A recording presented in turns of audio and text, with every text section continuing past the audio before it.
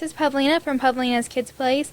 I'm on location in Weirsdale, Florida at the Orange Blossom Opry with one of the band members from EXILE. Hello. Hey, how are you doing? Good, how are you? I'm very good, thank you. Yeah, so can you introduce yourself and what you play and everything? Let me see. What? Oh, actually, I'm Marlon Hargis, and I'm the keyboard player for the band EXILE. Okay, good. So being apart for over like 23 years from EXILE, how did you say let's get back together and sing and tour? Well, we had a friend. He was a former road manager of ours, and he was in a bad motorcycle accident, and he had a lot of medical bills. And I think it was Sonny, our bass player. We had been thinking about maybe doing some shows together for the past few years, but we hadn't. So Sonny said, well, why don't we get together and do a benefit show, just a one-time show to raise money for our friend, and which we did in our hometown. And as you said, it had been 23 years the last time all five of us had been together. Yeah. And frankly, we had so much fun doing it, and everything kind of seemed to come back together real quickly, like we had never been apart. Yeah. So we decided, well, let's do a couple more shows, then a couple more, and so it ended up last year we did over 60 shows. So we're just having a good time, and luckily the crowds are enjoying it too. So it was supposed to be a one-time thing, and it's turned into a full-time thing again. Nice. Okay, good. And did you keep up with any thing in between the 23 years? You mean keep up with each other? Any music? Any music? Yeah, I think all of us were doing stuff individually musically. JP is a very successful songwriter. So is Sonny. I was doing production. Steve was doing management. So we had all kept in the music business over the years, but just not together, basically. Yeah. Okay. So what do you think prepared you for when you were a kid to be in a band and then EXILE? That's a good question. Well, the obvious answer is being able to play an instrument. Yeah.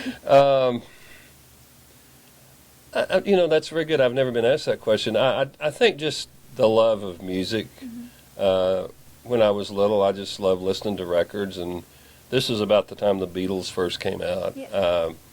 I just always wanted to be in a band, so I don't know if anything prepared me, because frankly, it's not an easy business. I mean, I'd say 95% of musicians are never successful. Yeah. And we spent a lot of years starving, frankly. So I guess just the love of music, basically. Okay, good.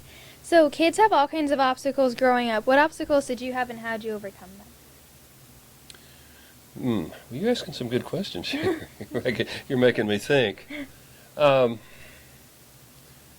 think one obstacle, when I was 5, my parents basically made me take piano lessons. And like a lot of kids, I would rather be out playing baseball or doing this or that. But I'm not saying they locked me in a room and made me do it. They just said you need to practice. I think it taught me the discipline to sit down and practice. As far as any other obstacles, I'll have to say I was pretty lucky. But that's the main thing, is just learn the discipline to practice and work at what you do. Work hard. Nice. Okay, good. So going from a regular band to a superstar band in the 70s, was that tough to deal with? It was. For example, of course, we had a huge record called Kiss You All Over back in 1978. It sold millions of records worldwide.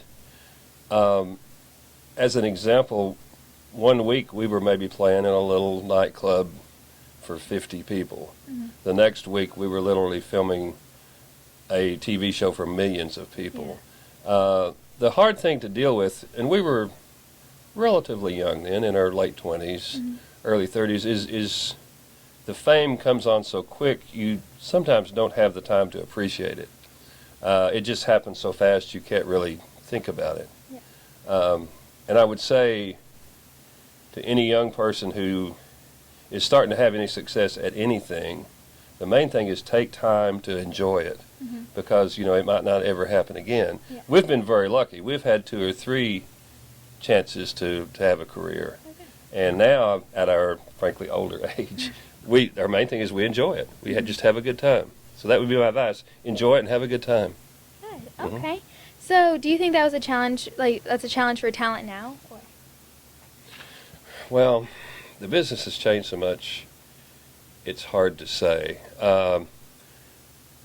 Again, I would think young talent now, just don't let it go to your head. I mean, take your work seriously, but don't take yourself too seriously. Yeah. Because it can really mess you up mentally if you really take yourself seriously. Because it's just entertainment. You're not a brain surgeon. You're not a jet pilot. Yeah. So you need to keep things in perspective, and most of all, enjoy it, and always treat people the way you want to be treated. That's the most important thing. Think about your fans. Okay, so how is touring different than being on like other tours, and what was the most memorable moment? Well, the scope of tours are different. I mean, now you have these huge productions. Yeah. This may be 20 or 30 semis and so forth. Now, in all honesty, in our case, we aren't touring those big shows anymore. The technology is different, but you know something, the crowds aren't any different than they were before. And the bottom line is you need to think of the crowd first. Think of your audience. As long as you think of your audience, it doesn't matter if you're on a 10-foot stage with 2 little speakers or a huge stage with all kinds of pyrotechnics and whatever. You have to please the crowd. Yeah. Nice. Okay, good. So you've recently done some work with Tracy Adkins. What was that like? It's Trace Adkins, actually. Trace. Oh, sorry. Trace is a big guy. He wouldn't like that if you said that. Oh. Yeah, Trace is of course, those of you who know him, he's a huge guy. He's about 6'6", looks like a wrestler. Yeah. Has a ponytail and a hat. But Trace he's a very, very nice person. We had a blast doing it. GAC filmed a TV special, and you can tell on most of the special you see us in the studio laughing and having fun. It was a lot of fun. Yeah. And then we also did a concert in Las Vegas with Trace, and it was just fun. It was very good. We loved it. Nice. Okay, good. So what are your upcoming plans and events? Well, of course, we're starting to tour. Of course, we're here in Florida this week. We have something pretty exciting coming up in about 10 days. Every year, Keith Urban and Vince Gill have a huge concert in Nashville. It's called All for the Hall. And all the proceeds go to the Country Music Hall of Fame. And it's at Bridgestone Arena, and there's usually about 15,000 acts. We're there this year. Some of the other acts are Rascal Flatts, Lady Antebellum, Alabama. I think there's about a dozen acts, and that's going to be a lot of fun just to be able to do the show with Keith and all those other acts. And then after that, it's just back to more touring, just keeping working.